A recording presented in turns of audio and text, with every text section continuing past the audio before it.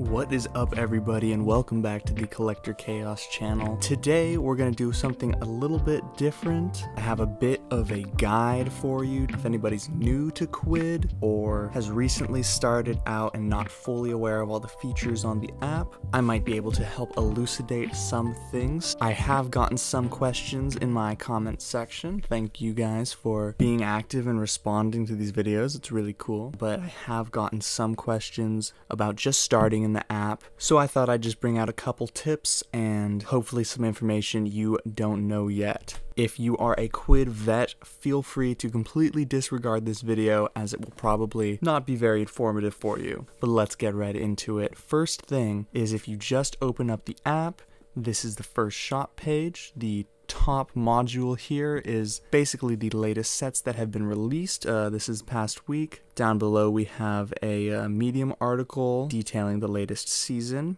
It linked to the Quidd Discord, and here is a section for new releases from your favorite brands. So basically, if I have any particular brand or channel favorited, the latest sets will show up in this spot. How you do that is basically by going to any fandom. Say I go to Blockchain Heroes here, and if I was not following it, I would just hit that little spot. Once I'm following it, the latest sets would show up here.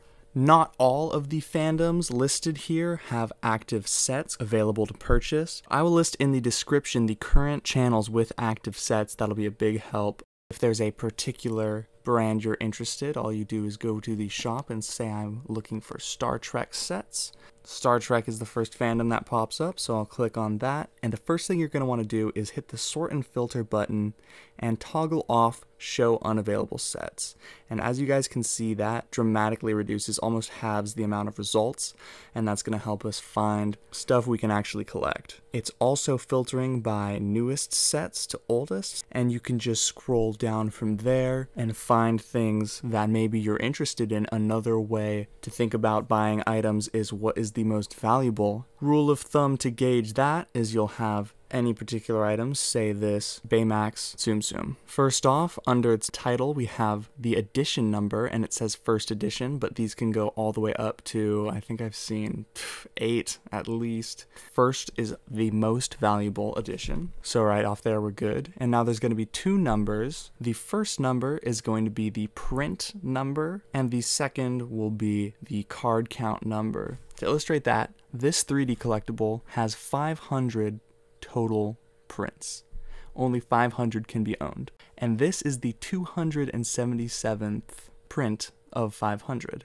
And it is random. You have the same chance of pulling the number 1 as you do the number 500 in this case. So for value, you want a low number on both sides. Out of 500 is a relatively low card count. If I had 500 out of 500, that would be technically the least valuable, and 1 of 500 would technically have the greatest value. So obviously, in this scenario, a 1 of 1 card has the greatest value because of the extreme scarcity of the card.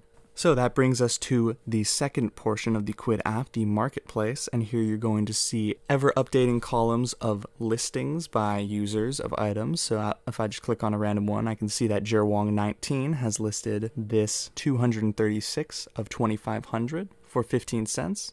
And I can choose to buy that. I can choose to sell my own. There's also the listings button, which will show you every other listing, which will let you gauge the value of this individual listing against all the others that are currently set up. You can also go directly to the pack and buy from Quidd. Here, this landing spot has all of the item odds and the price. If I click on the featured set, it will take me to a new page, which will show me the stock, how many I have. Here is information for the set, the date it was released, the edition, the product type.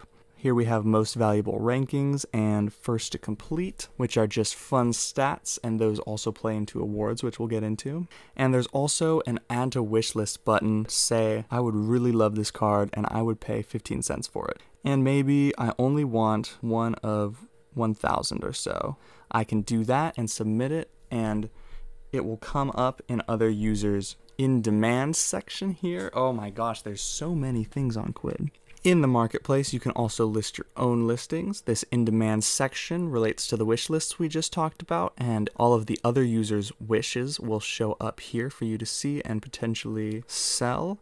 There's also your newest prints, obviously, most valuable, which goes in order of lows, and then your duplicates, which goes in order of how many of a particular item you have. You can see I have 86 of this particular sticker, and I can click on that. It will take me to all of my individual prints, and I will go and sell one, probably my lowest one. The marketplace also has some pretty powerful filters. If I go to the top right, you can see all sorts of sorting features, including by brand, by product type, cards, figures, or stickers, cash or coins, which edition you would like. And here we get to special categories. Now this is really going to help. If I click on this insert part of any listing, this item classification comes up. For the first classification with shinies, they say it's the rarest of all prints.